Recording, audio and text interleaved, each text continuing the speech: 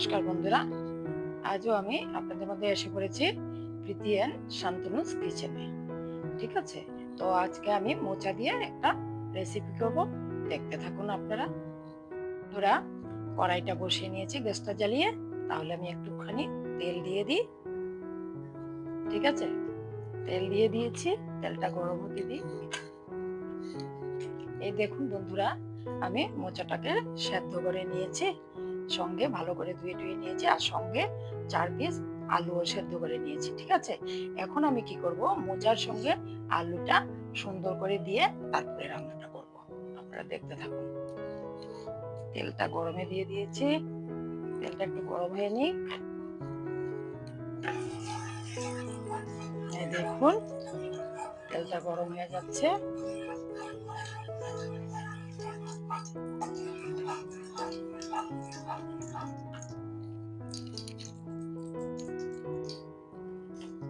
এখন আমি এখানে একটু ফোড়ন দিয়ে দেব, কালো জিরে ফোড়ন দেব।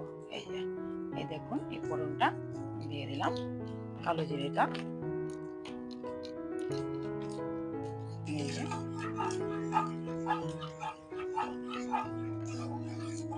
তেলটা ছড়িয়ে দিলাম।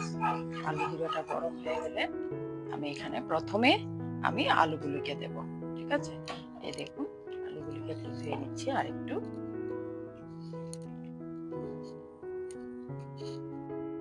আলুগুলিকে আমি হাত দিয়ে একটু নরম করে কষিয়ে নিলাম। আমি এইভাবে দিয়ে দিলাম, সেদ্ধ করা আলু তো এইভাবে আমি দিয়ে দিলাম। ঠিক আছে, এখন আমি একটু সাঁতলিয়ে নেবো আলুটাকে, আঁচটা একটু কমিয়ে দিলাম। এই যে এখন আমি আলুটাকে একটু সাঁতলিয়ে নেবো। দেখুন, আলুটাকে আমি একটু সাঁতলিয়ে নিচ্ছি। এখন আমি কি করব, এই যে আদাটা বেটে রেখেছিলাম, এই আদা বাটাটা আমি দিয়ে দিলাম। কারণ কি, আদাটার যাতে কাঁচা গন্ধটা চলে যায়, সেজন্য একটু সাঁতলিয়ে নেব। বেশি সাঁতলাবো না, বেশি সাঁতলালে কি হবে, তেতো হয়ে যাবে একদম। দেখেছেন, এভাবে একটু সাঁতলিয়ে নিচ্ছি। এই যে সাঁতলিয়ে নিলাম। এখন কি করব, এখন আমি মশলাগুলো দেব।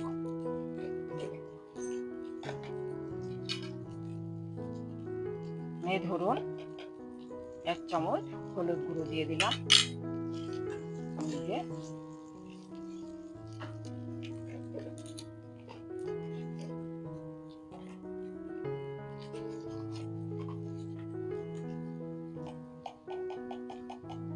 জিরের গুঁড়ো দিয়ে দিলাম, 1 চামচ দিলাম,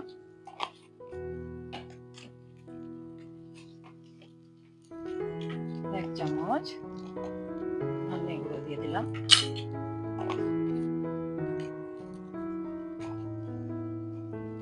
এখন দেবো আমি, এই দেখুন, ঝালটা লঙ্কা গুঁড়ো আপনাদের রুচি অনুযায়ী দেবেন, যে যেমন খেতে ভালোবাসেন ঝাল সেইভাবে। এইটুকুনি লঙ্কা গুঁড়ো দিলাম,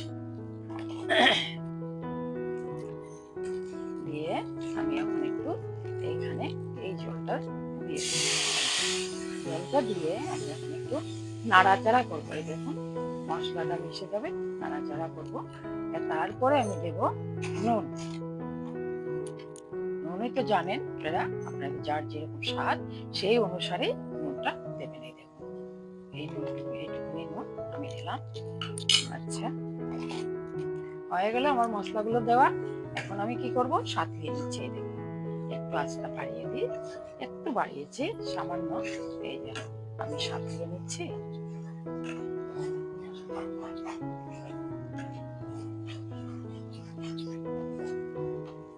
একটু এইভাবে সেদ্ধ আলুগুলোকে একটু চেপে চেপে দিবেন, তাহলে আলু একটু ভেঙে যাবে, সফট হয়ে যাবে, মোচার সঙ্গে একদম মিশে যাবে।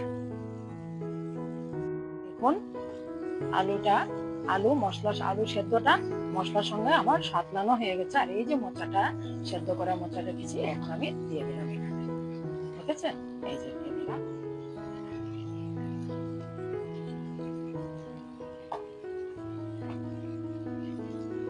এই যে দিয়ে দিয়েছি, একটু নাড়াচাড়া করবো।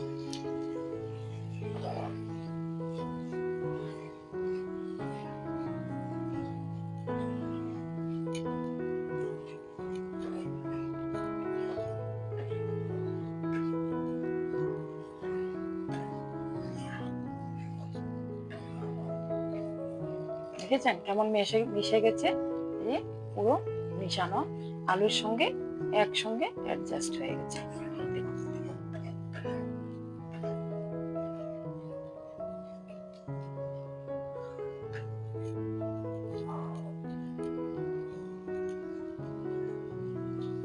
তারপরে দেখুন আমি এক চামচ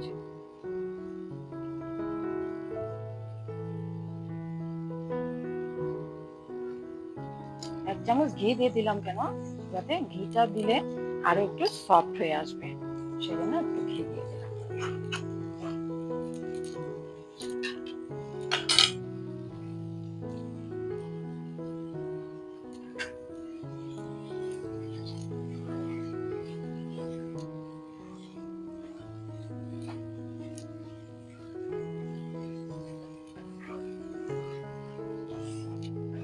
এখন আমি সামান্য জল দিয়ে, এই দেখুন জল দিয়ে মোচার যে জল ছিল সেই জলটাই দিয়ে দিয়েছি।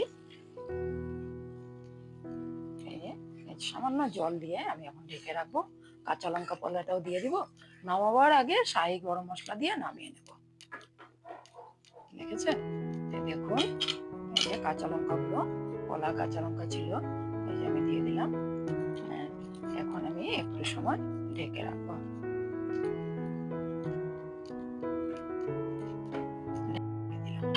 এখন কম আছে, একটু সেদ্ধ হয়ে যাবে, তারপরে আমি শাহি গরম মশলা দিয়ে নামিয়ে নেব। হয়ে গেল মোচার শাক। এখন ফ্রেন্ড আমার মোচার ঘন্টটা এই যে হয়ে গেল, দেখুন একদম কেমন শুকনো হয়েছে আর মিশে গেছে না, অ্যাডজাস্ট হয়ে গেছে না।